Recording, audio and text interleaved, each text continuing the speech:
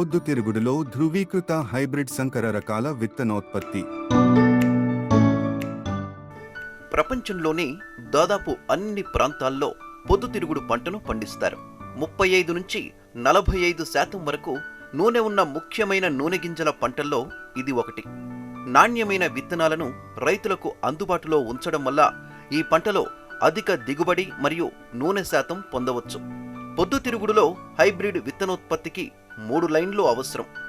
ఏ line, దీనిని మగ line అని కూడా అంటారు, వందత లైన్ అని కూడా అంటారు. హైబ్రిడ్ విత్తనోత్పత్తిలో దీనిని ఆడమొక్కగా ఉపయోగిస్తారు. బి లైన్, దీనిని మగ లైన్ అని కూడా అంటారు. దీనిని ఏ లైన్ విత్తనోత్పత్తి కోసం వాడతారు. ఏ బి లైన్లు పుప్పొడి ఉత్పత్తి మినహా అన్ని లక్షణాల్లో జన్యు సారూప్యత కలిగినవి. ఆర్ లైన్, ఏ లైన్ యొక్క సంతానోత్పత్తిని పునరుద్ధరించడానికి వాడేదే ఆర్ లైన్. దీనినే రిస్టోరర్ లైన్ అని కూడా పిలుస్తారు. ఏ లైన్ ఫలవంతమైన పుప్పొడిని ఉత్పత్తి చేయదు. అయితే బి మరియు ఆర్ లైన్లు ఫలవంతమైన పుప్పొడిని ఉత్పత్తి చేస్తాయి. హైబ్రిడ్ విత్తనోత్పత్తి కోసం ఎంచుకున్న భూమిలో మునుపటి లేదా క్రిందటి సంవత్సరంలో ఇతర పొద్దుతిరుగుడు రకాలు లేదా సంకరజాతి వంగడాలు సాగు చేసి ఉండకూడదు. విత్తనోత్పత్తి చేయు భూమిని బాగా దున్ని పశువుల ఎరువు, రసాయన ఎరువును వేసి ఆ తరువాత పొలాన్ని విత్తడానికి సిద్ధం చేయాలి.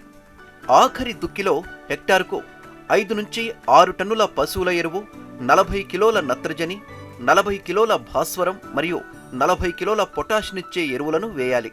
మిగిలిన 40 కిలోల నత్రజనిని 1 హెక్టారుకు పంట పెరిగిన 20 నుండి 25 రోజులకు వేసి బోదెలు చేయాలి. సల్ఫర్ లోపం ఉన్న నేలలో హెక్టారుకు 25 కిలోల సల్ఫర్ని వేసుకోవాలి. విత్తనం ద్వారా సంక్రమించు రోగాలను అరికట్టడానికి బావిస్టిన్ లేదా కాప్టాన్ లేదా థైరం 2 గ్రాములు 1 కేజీ విత్తనానికి కలుపుకొని విత్తన శుద్ధి చేసుకోవాలి. పొద్దుతిరుగుడు హైబ్రిడ్ విత్తనోత్పత్తికి రబీలో అయితే మధ్య అక్టోబరు నుండి నవంబర్ ఆరంభం వరకు మరియు వేసవిలో అయితే డిసెంబర్ నుండి జనవరి వరకు విత్తడం అనువైనది. ఏ మరియు ఆర్ లైన్లను బ్లాక్ పద్ధతిలో 3:1 నిష్పత్తిలో 3 వరుసల ఏ తర్వాత 1 వరుస ఆర్ లైన్ పక్కనే ఉన్న బ్లాకులలో విత్తుకోవాలి.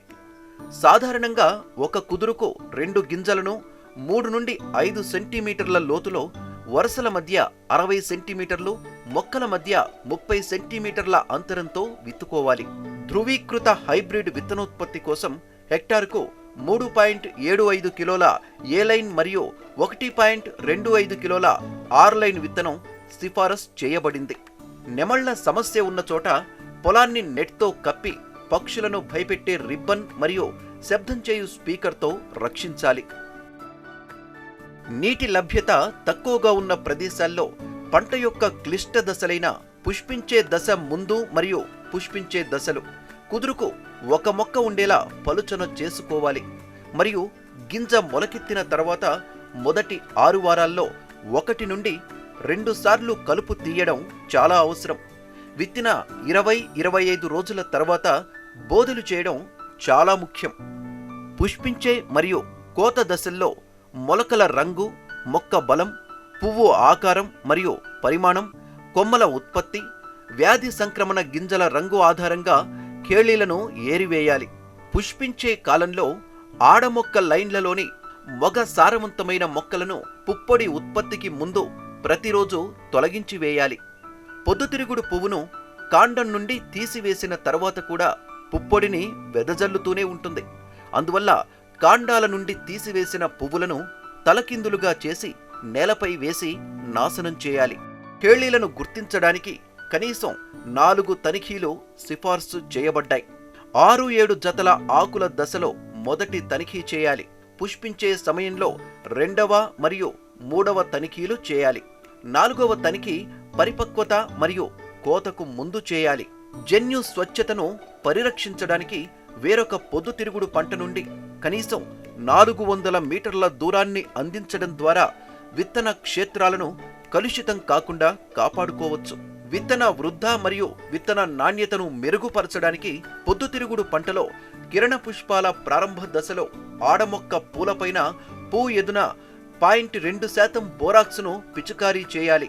ఆర్లైన్ నుండి సేకరించిన పుప్పొడి రేణువులను ఉదయం 8 గంటల నుండి 11 గంటల వరకు, అనగా ఆడమొక్క పైన పరపరాగ సంపర్కం కోసం ఉపయోగించాలి. బ్రష్ లేదా దూదిని పుప్పొడిని తాకడానికి మరియు ఆడమొక్క పువ్వు కీలాగ్రంపై సున్నితంగా రుద్దడానికి ఉపయోగించాలి.